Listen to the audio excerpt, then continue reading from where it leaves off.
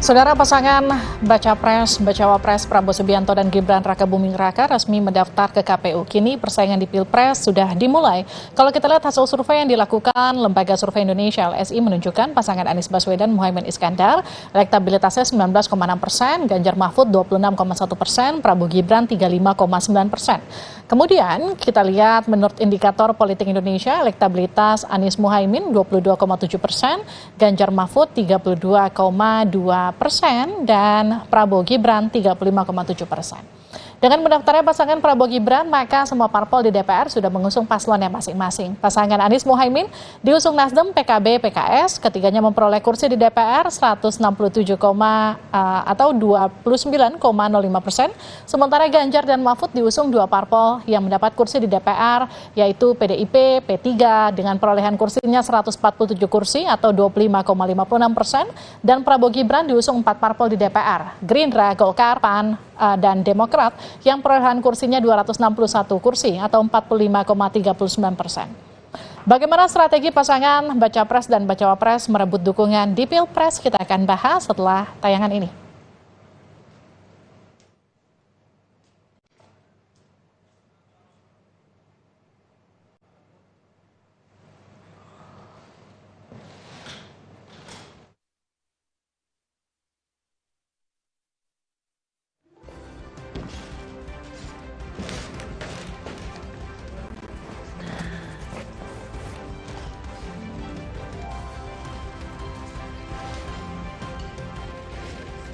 Saudara, dengan mendaftarnya pasangan Prabowo Gibran, semua parpol sudah mengusung paslonnya masing-masing. Pasangan Anies Muhaimin, kalau kita lihat ini yang dirilis 22 Oktober, dan Anies Baswedan di sini 22%, Ganjar Pranowo 12,8%, dan Prabowo Subianto 59%.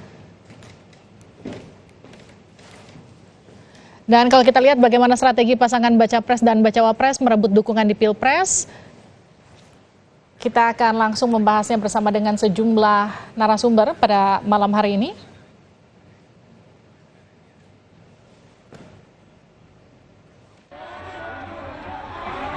Pasangan Prabowo Subianto dan Gibran Rakabuming Raka telah resmi mendaftar di KPU sebagai Baca Pres dan Bacawa Pres. Sebelumnya, pasangan Anies Baswedan Muhaimin Iskandar sudah lebih dulu mendaftar ke KPU pada Kamis 19 Oktober lalu. Di hari yang sama, pasangan Ganjar Pranowo dan Mahfud MD juga mendaftar ke KPU dengan didampingi parpol koalisi pendukung. Kini ketiga paslon siap adu strategi meraih kemenangan di Pilpres 2024. Sejumlah lembaga survei pun sudah merilis elektabilitas pasangan Baca Pres Bacawa Pres. Hasil survei LSI menunjukkan elektabilitas Anies Muhaimin 23,5%, Ganjar Mahfud 33,1%, sementara pasangan Prabowo Gibran elektabilitasnya 36%. Jadi secara umum, siapapun yang dipilih oleh Prabowo, itu dia tetap cenderung unggul tipis dibandingkan dengan Ganjar Mahfud dan Anies dan Amin. Lembaga Survei Indikator Politik Indonesia juga merilis survei simulasi pasangan calon presiden dan wakil presiden. Hasilnya pasangan Anies Muhaimin 22,7%, Ganjar Mahfud 32,2%, dan pasangan Prabowo Gibran elektabilitasnya 37,5%. Jadi artinya dengan simulasi pasangan ini tidak ada satupun calon yang jangankan dapat 50% ya, dapat 40% saja enggak. Ya. Dan Anies Baswedan, lagi-lagi saya harus katakan, masih ada peluang untuk menciptakan kejutan. Ya. Jangan lupa gitu ya, masih ada swing voters 24-25%, undecided 6-8%. Bagaimana persaingan mereka memperebutkan suara di Jawa Barat? Survei LSI menunjukkan elektabilitas Anies Baswedan 22%, Ganjar Pranowo 12,8%, dan Prabowo Subianto 59,1%. Sementara di Jawa Tengah, Anies Baswedan 10,4%, Ganjar 50,8%, dan Prabowo 22%. Bagaimana di Jawa Timur? Elektabilitas Anies 11,9%, Ganjar 50,2%, dan Prabowo 27,4%. Di Jawa Barat masih cenderung Prabowo yang unggul. Di Jawa Tengah seperti biasa masih Ganjar. Di Jawa Timur juga masih Ganjar, baru Prabowo dan Anies. Bagaimana dengan hasil survei Indikator Politik Indonesia? Di Jawa Barat, Anies Baswedan 29,6%, Ganjar Pranowo 20,7%, dan Prabowo Subianto 48,7%. Di Jawa Tengah, elektabilitas Anies Baswedan 7,5%, Ganjar Pranowo 64%, dan Prabowo Subianto 26,3%. Sementara di Jawa Timur, Anies Baswedan 12,9%, Ganjar Pranowo 44,5%, dan Prabowo Subianto 35,8%. Jawa Barat, Pak Prabowo unggul telak, nomor 2 adalah Anies.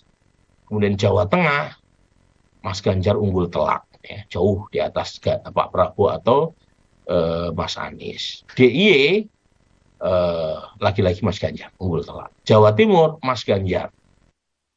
Tak hanya memperebutkan suara di Jawa, para paslon juga berebut dukungan dari Gen Z yang berusia 17 sampai 23 tahun. Hasil survei yang dilakukan LSI Deni JA menunjukkan pasangan Anies Muhaimin 10,2%, Ganjar Mahfud 23,7%, dan Prabowo Gibran 50%. Sedangkan di kalangan milenial yang berusia 24 sampai 42 tahun menunjukkan elektabilitas Anies Muhaimin 18,5%, Ganjar Mahfud 36,5%, dan Prabowo Gibran 39,4%. Ketiga paslon bakal bersaing ketat memperebutkan suara masyarakat. Strategi sudah disiapkan untuk bisa menang di Pilpres 2024. Tim Liputan Kompas TV. 3 pasangan Baca Pres, Bacawa Pres sudah resmi mendaftar ke KPU. Bagaimana strategi ketiganya untuk menang di Pilpres 2024? Kita akan bahas bersama Saan Mustafa, Ketua DPP Partai Nasdem. Pak Saan, selamat malam. Malam. Ada juga politisi PD Perjuangan, Andreas Hugo Parera. Bung Andreas, selamat malam. Selamat malam, Livi. Ada juga juru bicara tim pemenangan Prabowo Gibran, Wihadi Wianto. Pak Wihadi, selamat malam. Selamat malam. Saya ke Pak Saan dulu. Pak Saan, ini Prabowo Gibran sudah resmi jadi ancaman nggak buat pasangan Anies Imin? Ya, semua pasangan calon itu potensi ancaman ya, karena masing-masing memiliki kekuatan dan masing-masing memiliki kelebihan.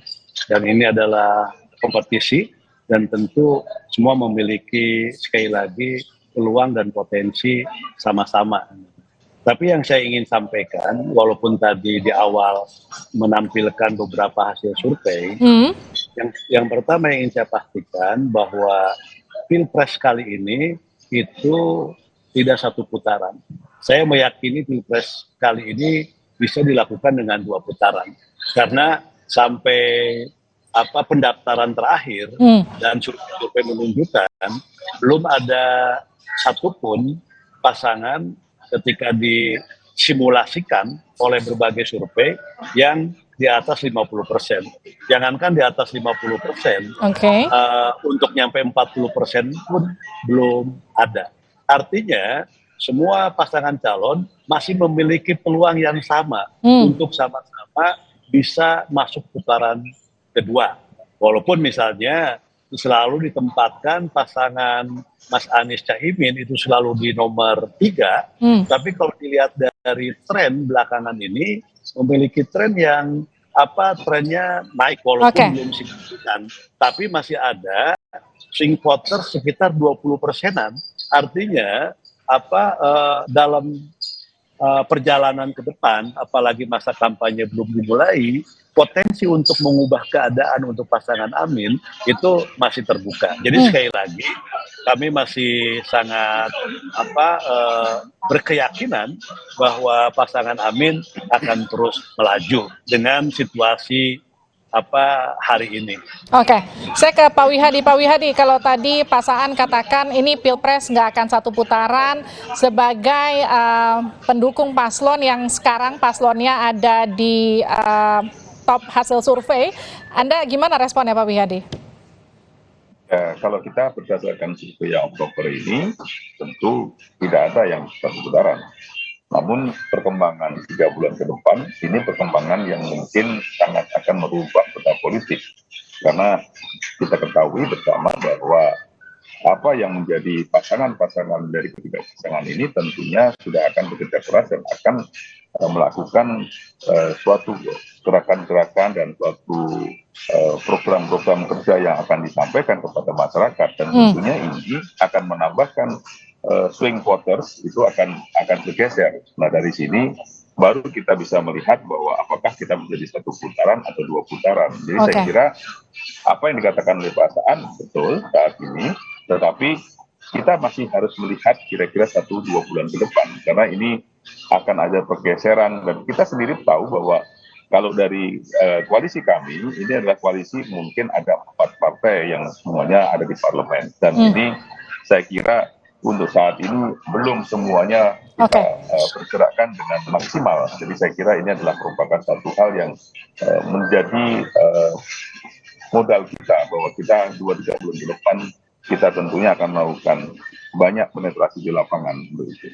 Pak Wihadi, Gibran Ganjar ini punya satu kolam yang sama di Jawa Tengah. Gimana strategi Gibran untuk kemudian menggerus suara Ganjar?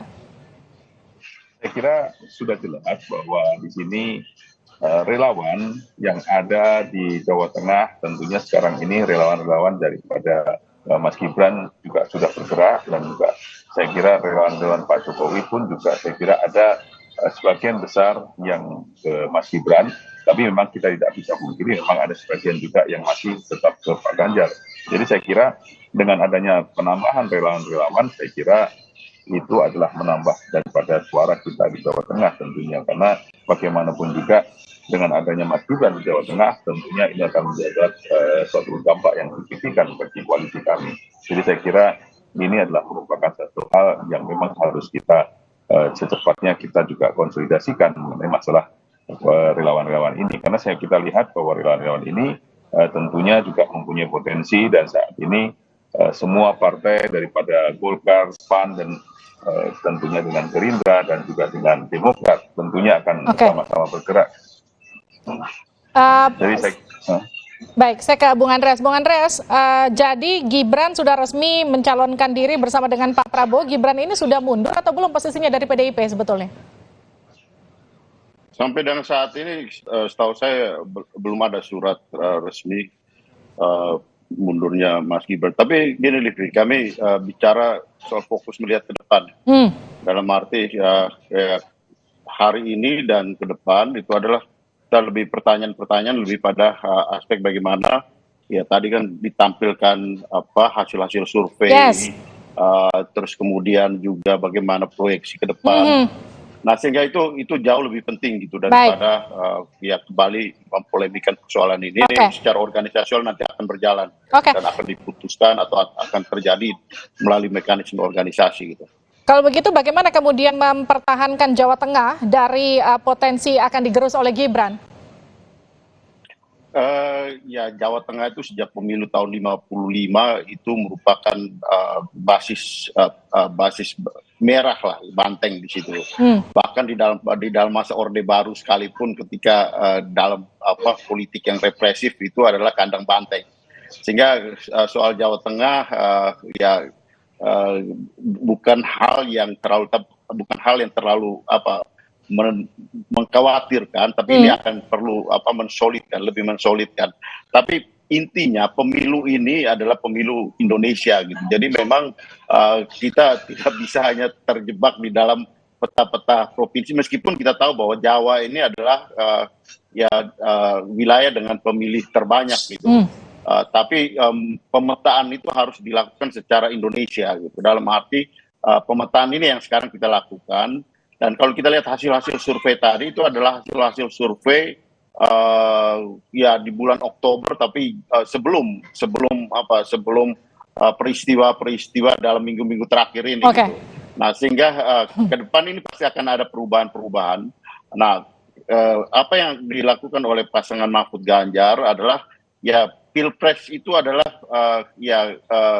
kekuatan figur itu akan sangat menentukan, dan kami yakin dengan figur yang kuat dari Mas Ganjar diperkuat oleh Pak Mahfud, ini akan menjadi daya dorong yang mengakselerasi menaiknya elektabilitas. Kemudian juga kita tahu bahwa di dalam peta pemilu sekarang, Pilpres sekarang ini, pertarungan narasi itu sangat dominan gitu. Jadi memang di darat dan di udara, di darat kami punya pasukan-pasukan yang sudah bergerak dan ini akan makin perkuat dengan partai, struktur partai bagi PDI Perjuangan maupun partai-partai yang mendukung mengusung Mas Ganjar dan Pak Mahfud, juga relawan-relawan yang juga kita solidkan, sehingga ini akan menjadi suatu gerakan bersama untuk memenangkan Mas Ganjar dan Pak Mahfud. Gitu. Terakhir untuk Pak Saan, Jawa Timur tuh ada Pak Mahfud yang juga cukup kuat di wilayah Madura, tapi ada juga Caimin yang juga jadi salah satu bacawa pres Anda. Bagaimana kemudian kekuatan strategi untuk mempertahankan Jawa Timur?